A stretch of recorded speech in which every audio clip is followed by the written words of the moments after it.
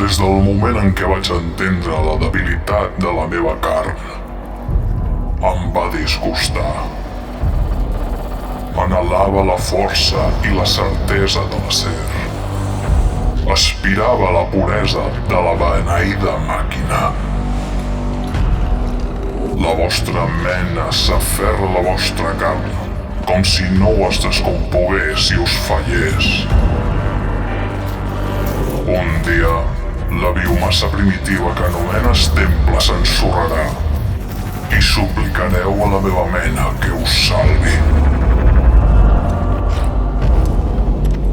Però jo ja estic salvat. Perquè la màquina és immortal.